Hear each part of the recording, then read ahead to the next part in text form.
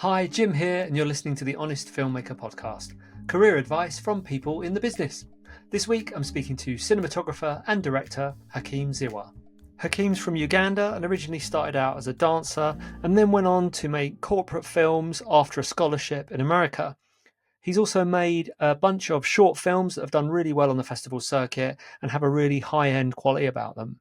I talked to Hakim about how he achieved that high-end look in his short films. He gave me some tips on working on a low budget. We also talked about documentary filmmaking and how his film festival run on those short films really helped him and what he got out of it.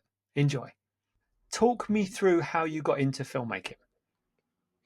So how I got into filmmaking is an interesting journey.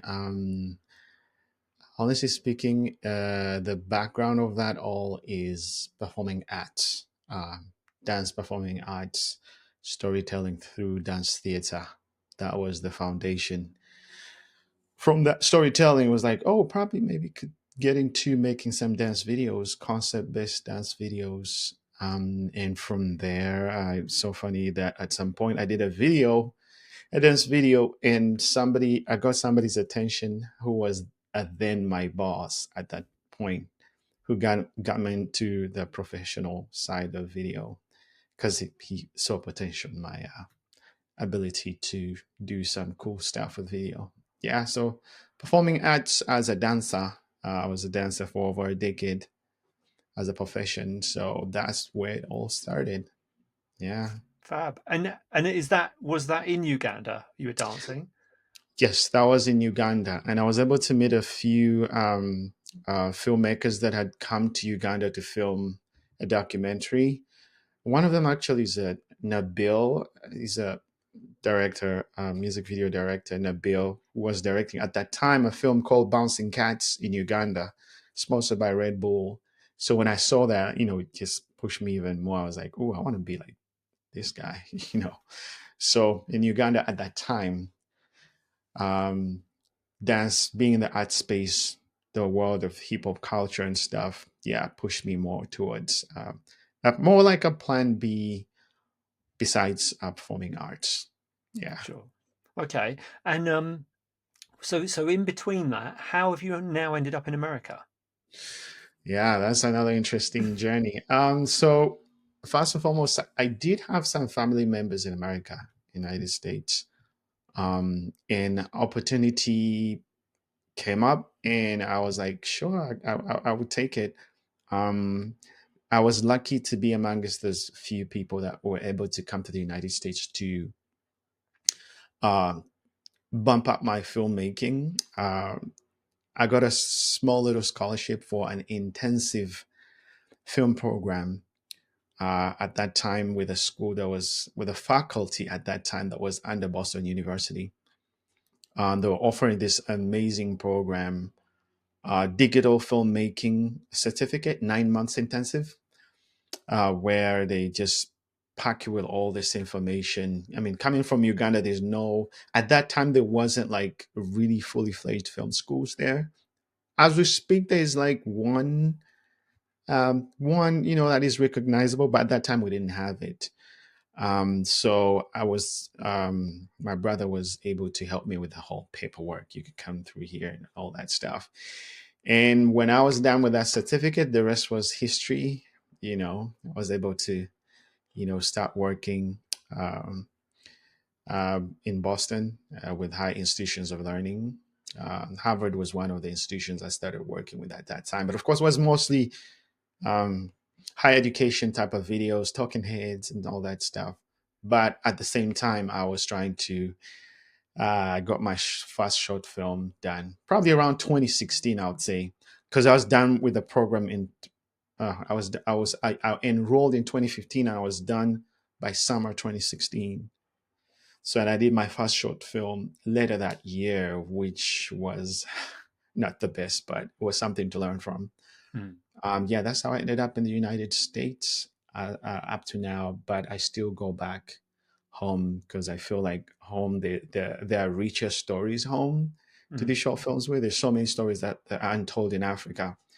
And I feel like we don't have to be waiting for a big studio to come and tell our stories. So that's why I keep going back and forth apart from the pandemic time when it didn't work out. Yeah. And I can tell, looking at your short films, how kind of exciting a backdrop it is as well, Uganda, compared to, I imagine those short films really kind of stand out because of that backdrop. Um, and one of the things I was going to say about your short movies is they look like they've had money spent on them. Like they look high quality, high end. Have they had money spent on them? And the second part of that, which every filmmaker's going to want to know, is how did you manage to fund those films? Yeah, great question. Yeah, some money has been spent on those short films, and that's all money coming from out of pocket. Because I was looking, once I was done with the school, with this program, I would say, and I looked at the industry. I'm like, okay, am I going to sit there and wait for somebody to give me money, you know, or am I gonna tap from my day job? At that time, I had like a day video job, like more like because in-house video job.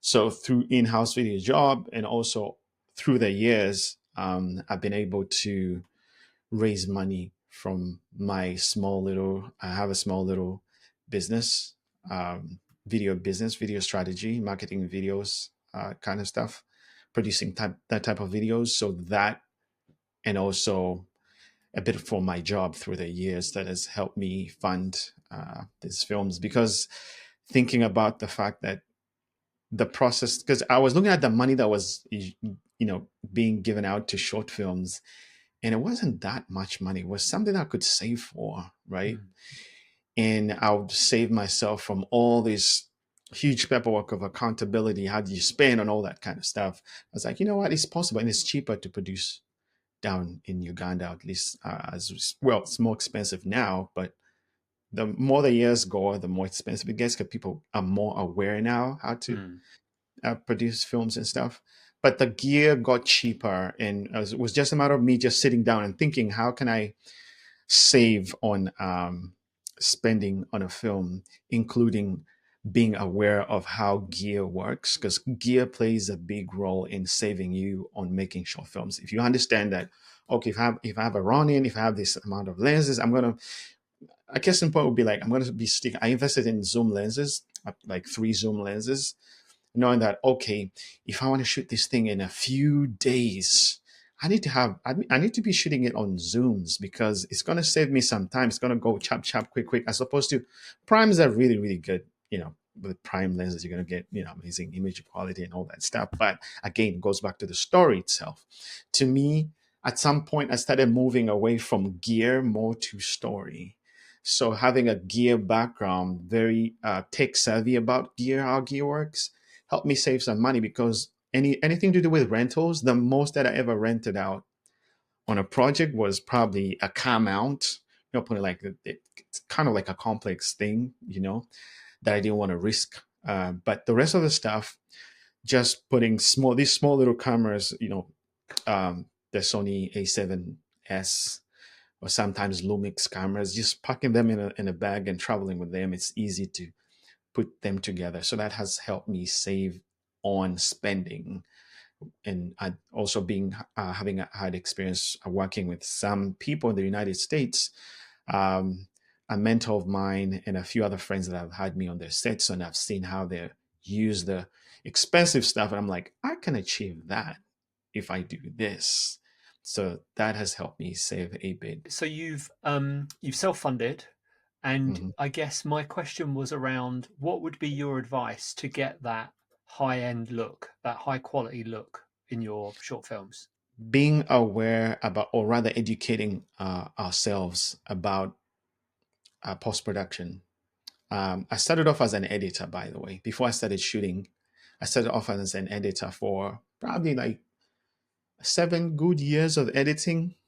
So I mastered that space first. And before I left Uganda, my boss at that time told me, you'll get more jobs if you are shooting as well. As an editor, you're not going to get more jobs, but and that was before the program, right?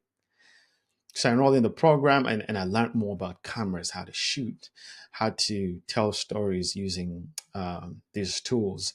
But then the editing part is a space where somebody needs to invest some time, because there's a lot of free education about this stuff. Some you have to buy some courses, but there's quite a bunch on YouTube. I keep telling a lot of people YouTube, and also depending on the keywords you use, because it's a sea, it's a monster of information. But certain keywords, if you're particular in the certain keywords that you use to search whatever you want to learn, there's always the information on YouTube. So mastering post production is a good resource, so you understand more of how, because I dealt with so many people's projects that were messed up, and at some point I was a fixer. I'm going to fix this. So now I was like, I need to learn how to shoot too, so I could edit my own stuff. So with that has, I think at that time, prepped me for the quality of the films that I'm producing now, and also continuous researching and learning about the whole ecosystem. Because in Africa, we've been desperate for information for a while, since we don't have schools. So you find yourself learning every stage of production. You have an idea of what's happening, as opposed to probably in other some parts of the world where people specialize more, like I'm assistant camera, I'm just going to be pulling focus, that's it. But for us, the fact that even as we speak up to now, you find somebody, he was probably your sound guy on a previous film, and this time around he's what, producer. People are like multitasking all this stuff. It's the kind of stuff that I also found in LA at some point last year, and I was surprised that, oh, people in LA too go this hard. Probably sometimes it goes back to the fact that people need to get jobs. Like if you tie yourself to just being in this specific role, you're going to be limited. But that background of trying to know every stage of production contributes to what I'm producing now. Yeah, absolutely. And it's always good to have that knowledge, even if Mm. you're not doing those jobs, of how those other jobs fit together and how to get the best out of them all. So, the other side to that, or the thing I worry about, if I was doing camera and directing, for example, which I know you do yourself, how do you make sure that cameraman Hakim isn't uh, affecting what director Hakim has got to get in the can? How do you make sure the performance and the shots are good without just drowning in jobs? That's a great question. Actually, I went through that in the past few years, and the pandemic was like the break that had me rethink on how to go about this stuff. The first two short films that I produced, one was a doc, because I'm passionate about documentary too, since I have this whole corporate video background, interviews, talking head and stuff. So the first two films that I did were good for me to sit back and see what I need to change. So the whole thought process happened between the. And after.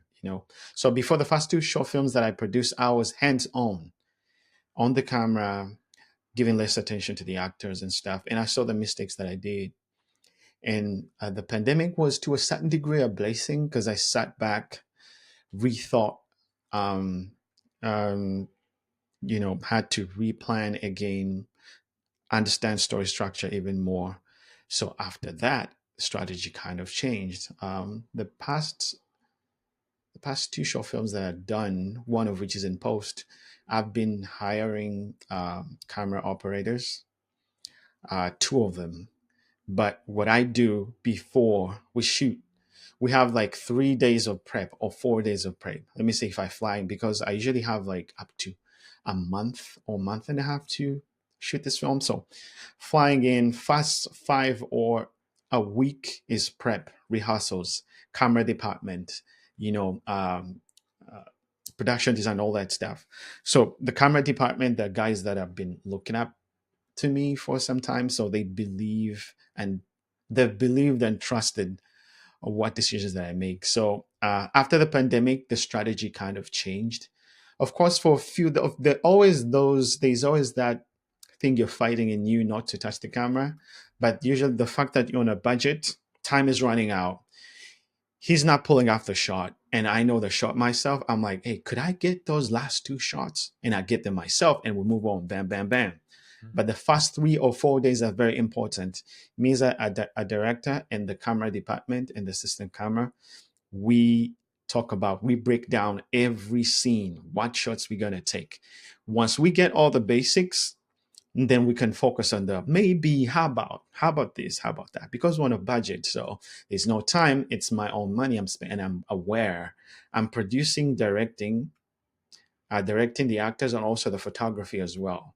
So I keep the role of directing and photography as well, where I just put them in my world so they understand why I want this particular movement and what it adds to the story. Why? Because um, a number of camera operators were very comfortable. There's some rules around being putting a camera on a tripod, right? There's certain rules around that. Never Mm. move the camera and all that stuff. But in my head, I'm like, okay, if people are fighting, like, why would we keep it on a tripod? So a lot of them have been playing safe. There's a lot of playing safe in spaces where people are not aware about especially if the few workshops that they got strictly don't move the camera, all the kind of stuff. So I was able to open up their minds. I'm like, no, because I'm like, okay, I'm funding it. So yeah, this is how I feel. Yeah. So they open up. They're really glad that they've learned some things from me, and I've learned some stuff from them, because people that have been shooting, because in Africa, well, specifically East Africa, Uganda, there's this, I'll say the equivalent of probably Telemundo soap series stuff on people's TV shows that usually have like 200 episodes and stuff.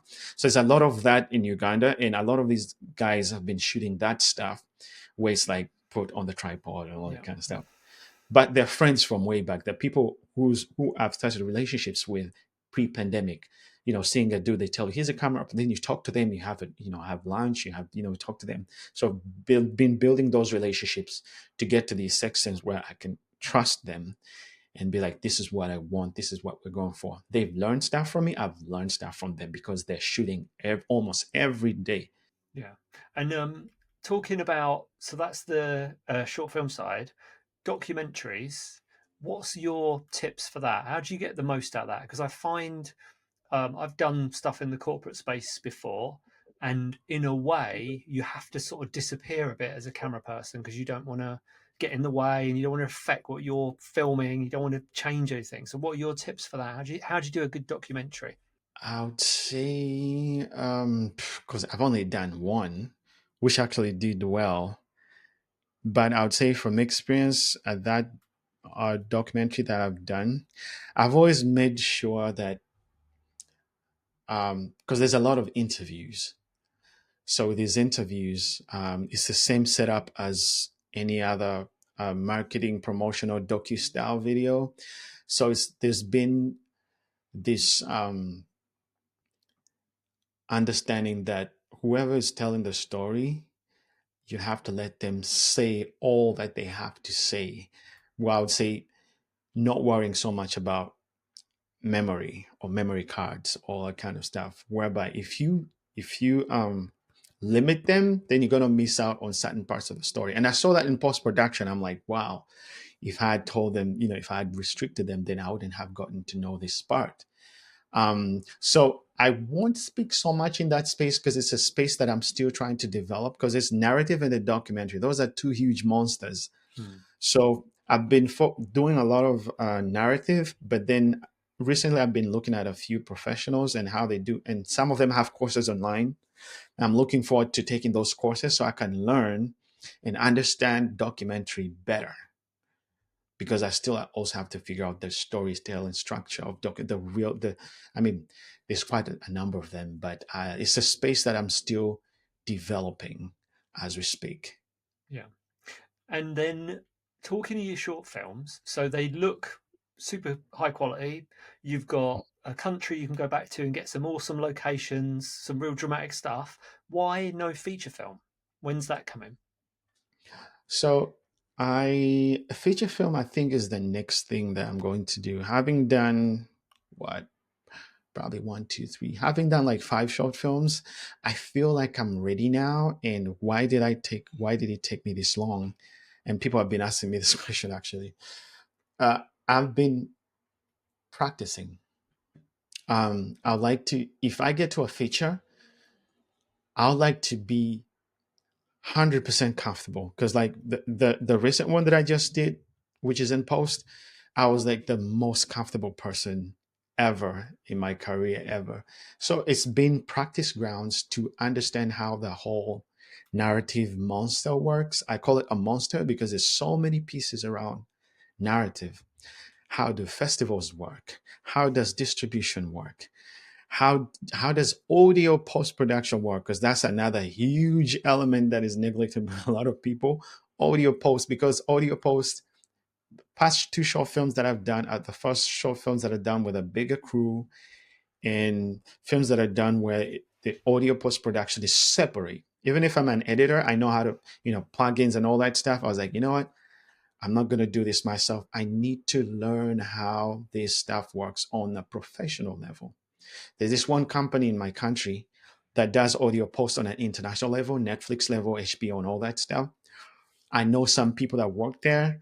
It's been pretty expensive, but I feel like it's has been a good investment for me to understand how those spaces work, because I got to realize like um, industry executives, as they call them, or people who are dealing in that space, usually you want them to find you ready, right? Mm.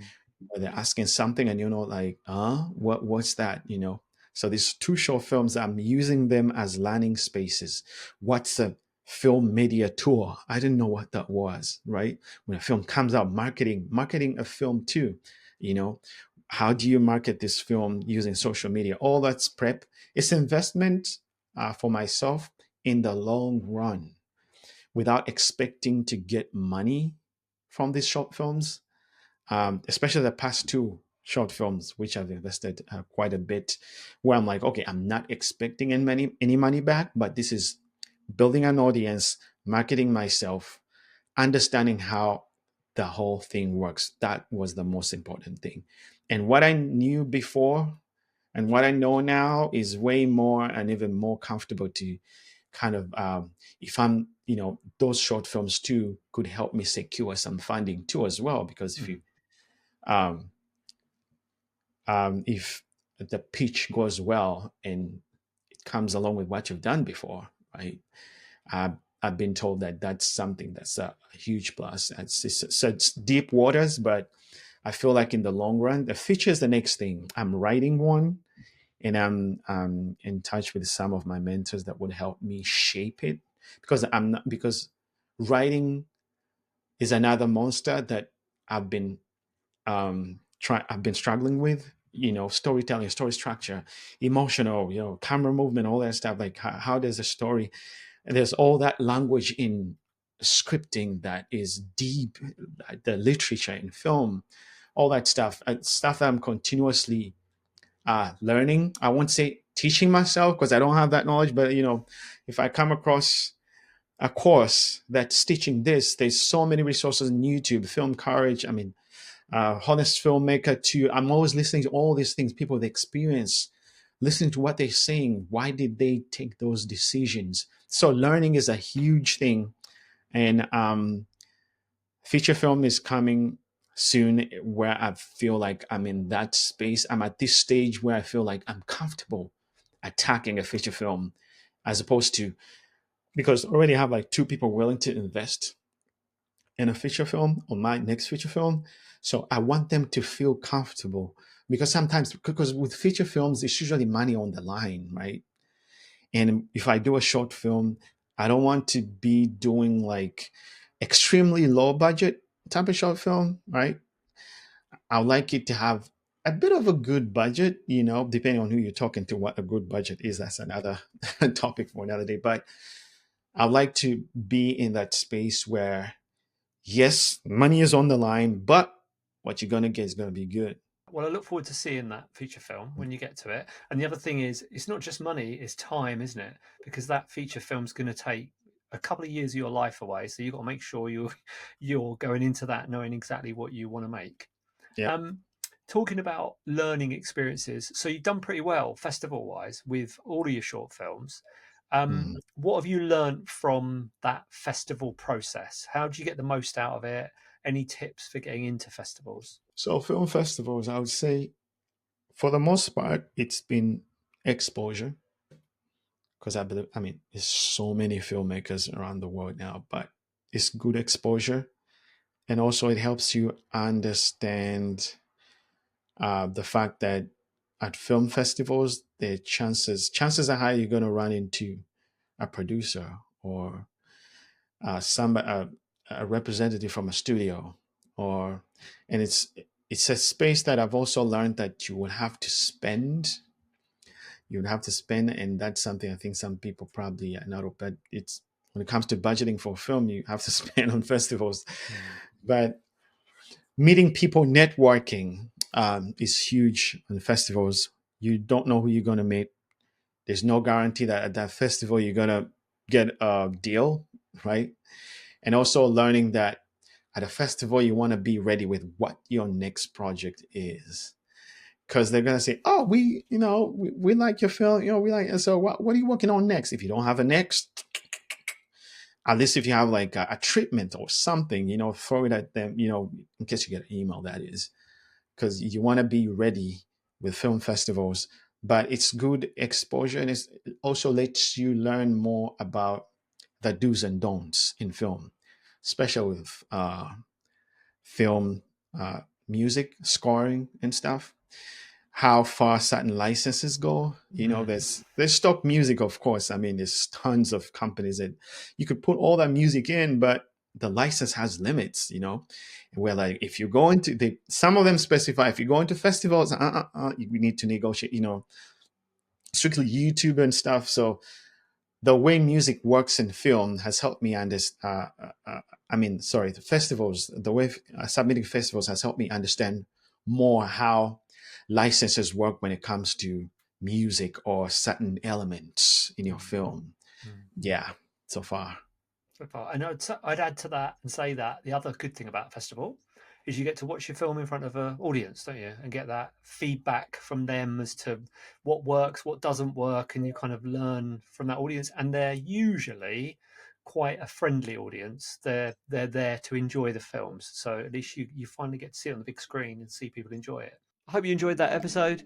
If you'd like to hear from more industry professionals, how they got into the business and how you can do the same, or you just want to listen to some cool stories from movie sets around the world, then please do subscribe to the Honest Filmmaker podcast.